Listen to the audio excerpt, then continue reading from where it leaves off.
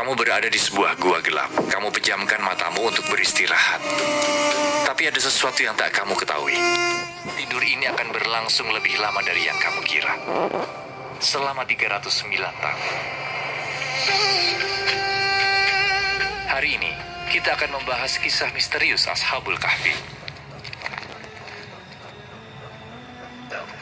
Jangan ada tempat yang terlewat. Periksa di balik setiap batu. Ini bukan dongeng atau legenda. Ini adalah peristiwa nyata yang disebutkan dalam Al-Quran. Jika kamu menyaksikan mereka, tentu kamu akan berpaling melarikan diri dan dipenuhi rasa takut terhadap mereka. Jadi siapakah para pemuda ini? Apa yang terjadi hingga mereka tertidur lebih dari 300 tahun? Aku mendengar kalian menyembah sosok lain. Siapakah Tuhan itu? Dan apa pesan yang begitu penting hingga disebutkan dalam Al-Quran? Tuhan kami adalah Tuhan langit dan bumi. Mari kita telusuri kisah luar biasa ini bersama melalui Al-Quran dan sumber-sumber sejarah lainnya. Dan engkau mengira mereka itu tidak tidur, padahal mereka tidur. Dan kami bolak-balikan mereka ke kanan dan ke kiri, sedang anjing mereka membentangkan kedua lengannya di depan pintu gua. Dan jika kamu menyaksikan mereka, tentu kamu akan berpaling melarikan diri dan dipenuhi rasa takut terhadap mereka. Ya, ini mungkin salah satu peristiwa paling misterius dalam sejarah. Namun siapakah orang-orang itu?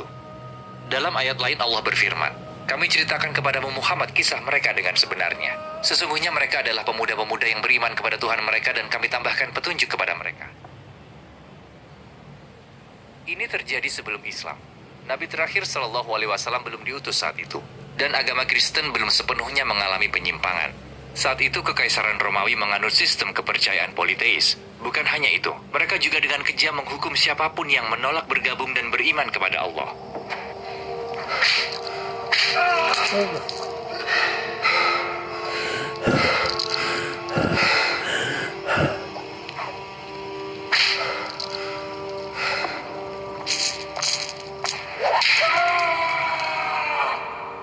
Salah satu hukumannya adalah penyaliban, bahkan terkadang membakar orang hidup-hidup. Namun meski begitu, tetap ada pengikut sejati Yesus, Nabi Isa alaihissalam. Ada orang-orang yang percaya pada tanda-tanda kebesaran Allah. Kebanyakan dari mereka adalah rakyat biasa, miskin, lemah, dan rentan. Namun tidak semua orang beriman itu miskin. Sebagian kaya dan sebagian memiliki kekuasaan nyata.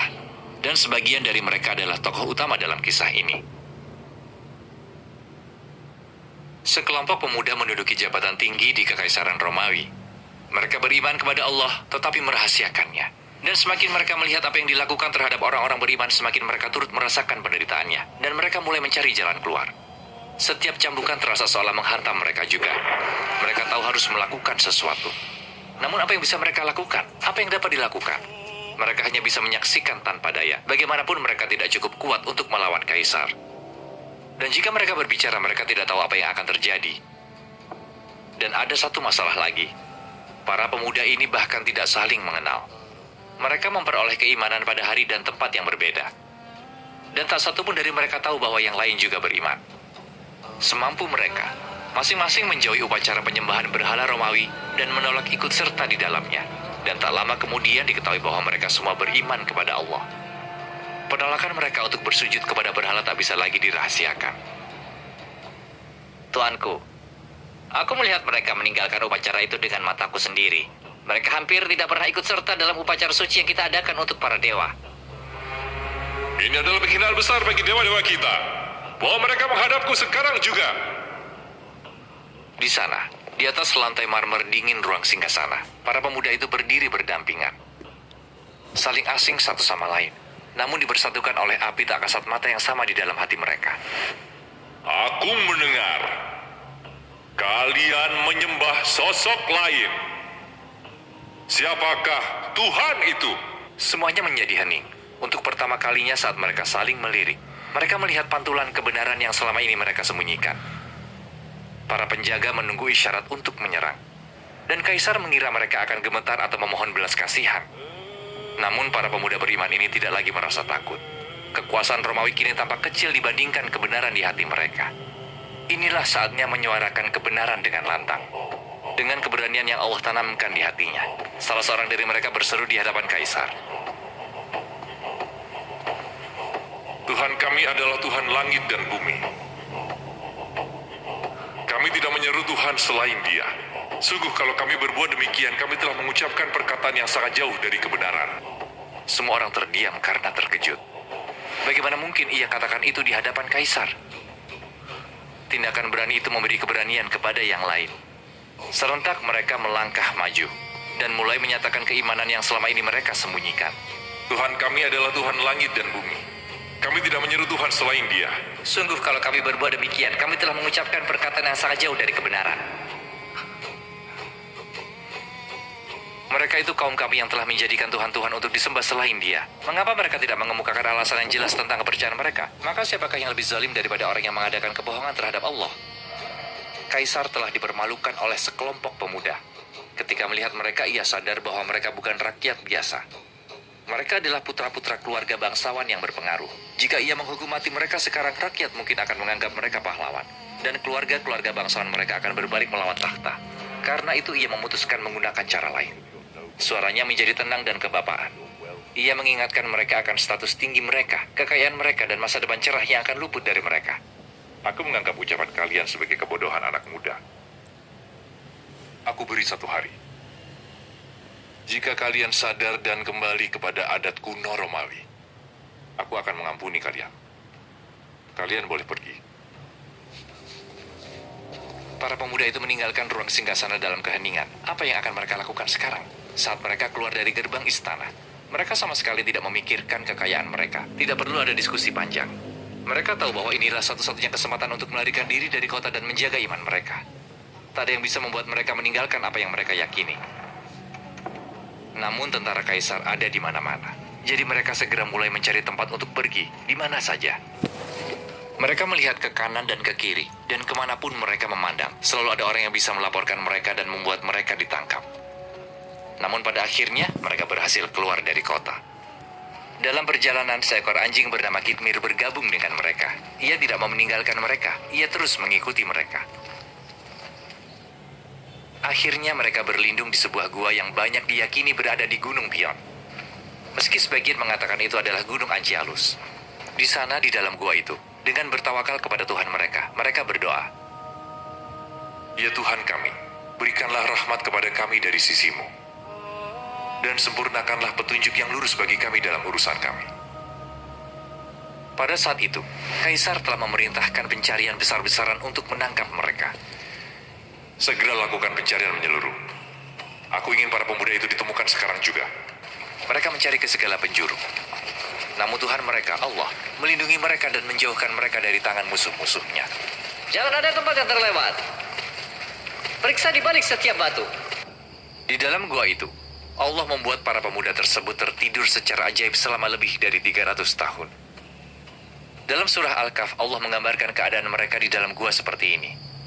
Dan engkau akan melihat matahari ketika terbit, condong dari gua mereka ke sebelah kanan. Dan apabila matahari itu terbenam, menjauhi mereka ke sebelah kiri. Sedang mereka berada dalam tempat yang luas di dalam gua itu. Itulah sebagian dari tanda-tanda kebesaran Allah. Dan 309 tahun pun berlalu. Setelah bertahun-tahun lamanya, Ashabul Kahfi, para penghuni gua, terbangun. Namun mereka tak tahu apa yang telah terjadi pada diri mereka. Mereka mulai bertanya-tanya berapa lama mereka telah tidur. Berapa lama kita tidur? Mungkin sehari atau setengah hari. Hanya Allah yang lebih mengetahui. Tapi kenyataannya, berabad-abad telah berlalu. Setelah tidur yang begitu lama, mereka lapar. Mari kita kirim seseorang ke kota untuk membeli makanan. Aku akan pergi ke kota. Berhati-hatilah. Jangan sampai ada yang melihat. Pergilah diam-diam. Para prajurit bisa menangkapmu. Aku akan berhati-hati. Namun dalam perjalanan, ia menyadari sesuatu yang aneh. Kota itu telah berubah sepenuhnya. Kuil-kuil telah digantikan oleh gereja-gereja. Ia tidak lagi melihat berhala. Apa yang sebenarnya terjadi? Saat melewati orang-orang, ia sadar bahwa mereka terus membicarakan Sang Pencipta yang esa. Jadi momen yang berani itu, saat mereka menyampaikan kebenaran tepat di hadapan Kaisar, ternyata menginspirasi orang-orang beriman hingga hari ini. Pemuda itu terus melangkah ke dalam kota. Ia terkejut. Namun ia juga lapar. Jadi ia masuk ke sebuah toko untuk membeli roti. Selamat pagi. Ia membeli roti untuk dirinya dan teman-temannya. Lalu ia menyerahkan sekeping koin perak untuk membayar roti tersebut. Tukang roti itu menatap koin tersebut. Koin ini, Ia kebingungan. dari mana kau mendapatkannya? Ia mengira pemuda itu telah menemukan harta karun. Karena koin tersebut berasal dari ratusan tahun yang lalu. Tukang roti itu segera melaporkannya kepada pihak berwenang. Aku melihatnya dekat gerbang timur. Tolong, dia tidak berniat jahat. Ke arah mana dia pergi? Ke arah pasar. Pemuda itu dibawa ke istana untuk diinterogasi. Dan saat itulah ia akhirnya menyadari. Mereka bukan tidur selama sehari. Mereka telah tertidur selama berabad-abad. Itu semua adalah kuasa Allah. Jika dia menghendaki, dia dapat menjaga kehidupan seorang hamba dengan cara apapun. Dia dapat membuat seseorang tidur selama ratusan tahun, lalu membangunkannya kembali. Sebagaimana yang dia lakukan terhadap para pemuda ini. Dan jika Allah menghendaki, mereka yang masuk ke dalam kubur dan tertidur dalam kematian, juga dapat dibangkitkan kembali. Dan itu sama sekali tidak sulit baginya. Allah menjelaskan kenyataan ini dalam ayat berikut. Dan dialah yang menidurkan kamu pada malam hari, dan mengetahui yang kamu kerjakan di siang hari. Lalu dia membangunkanmu di siang hari untuk disempurnakan umurmu yang telah ditetapkan. Kemudian kepadanya tempat kamu kembali. Lalu dia memberitahukan kepadamu apa yang telah kamu kerjakan. Dan dalam ayat lain, Allah menjelaskan bagaimana kehidupan baru tumbuh setelah kematian. Seperti tumbuhan yang tumbuh dari dalam tanah. Dan Allah menumbuhkan kamu dari tanah, tumbuh, berangsur-angsur. Kemudian dia akan mengembalikan kamu ke dalamnya dan mengeluarkan kamu dengan pasti. Penduduk kota itu memahami kebenaran tersebut. Akhirnya semuanya menjadi jelas bagi mereka ketika mereka melihat keadaan para pemuda itu. Mereka berpikir bahwa Allah yang sama yang membuat mereka tidur selama bertahun-tahun, lalu membangunkan mereka kembali, tentu memiliki kuasa untuk membangkitkan kita setelah kematian. Saat mereka terbangun lebih dari 300 tahun kemudian, orang-orang pada masa itu meragukan kehidupan setelah mati. Mereka terus memperdebatkan bagaimana kebangkitan setelah kematian bisa terjadi. Mungkin hari kiamat hanyalah sebuah cerita. Tidak, Tuhan kita telah menjanjikannya.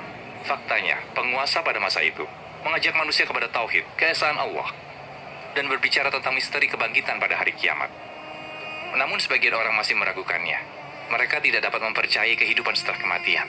Hal itu sangat membuat ia bersedih, dan ia berdoa kepada Allah.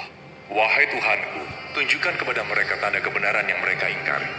Dan pada akhirnya ketika ia melihat salah seorang pemuda dari Ashabul Kahfi berdiri di hadapannya, ia dengan gembira mengumumkannya kepada orang-orang sekitarnya dan bersyukur kepada Allah. Karena tanda yang telah lama ditunggunya, akhirnya datang. Apakah kalian masih meragukan bahwa Allah mampu membangkitkan orang mati? Sejak saat itu, ribuan orang berbondong-bondong menuju gua untuk melihat Ashabul Kahfi. Aku tidak percaya mereka telah tertidur selama lebih dari 300 tahun. Dan melalui peristiwa ini, keimanan manusia kepada akhirat dan kepada kuasa Allah untuk membangkitkan orang mati jadi lebih kuat. Setelah orang-orang melihat mereka, para pemuda itu kembali masuk ke dalam gua, lalu mereka semua bersujud bersama. Namun kali ini, mereka memasuki tidur kematian hingga hari kiamat. Dan begitulah, setelah menyelesaikan misi mereka, ujian Ashabul Kahfi di dunia ini akhirnya berakhir. Mereka adalah sekelompok pemuda yang tulus beriman kepada Tuhan mereka. Ketika kita melihat kesulitan dan kekhawatiran dalam hidup kita, dan saat kita melihat begitu banyak ketidakadilan yang ada di dunia, sangat mudah untuk merasa cemas dan bertanya, kapan keadaan akan membaik? Kapan kita akhirnya merasakan ketenangan? Namun bukankah Ashabul Kahfi adalah contoh terbesar yang menunjukkan bahwa kita tidak boleh berputus asa? Bukankah mereka bukti bahwa bahkan dalam keadaan paling tidak berdaya, Allah dapat membuka pintu pertolongan? Mereka mengingatkan kita bahwa saat kita merasa sendirian dan tak berdaya, penopang terbesar kita adalah Allah. Dan mereka menunjukkan kepada kita bahwa solusinya adalah bertawakal kepadanya. Dan bukankah Nabi Muhammad SAW juga merupakan contoh kuat akan hal ini? Pada awalnya, beliau juga sendirian, dengan sangat sedikit orang di sisinya. Namun bukankah risalahnya akhirnya menjangkau miliaran manusia? Beliau bertawakal kepada Tuhannya, tunduk kepadanya, dan kegelapan pun berubah menjadi cahaya. Sebagai penutup, mari kita lihat firman Allah dalam Al-Quran. Allah pelindung orang yang beriman. Dia mengeluarkan mereka dari kegelapan kepada cahaya.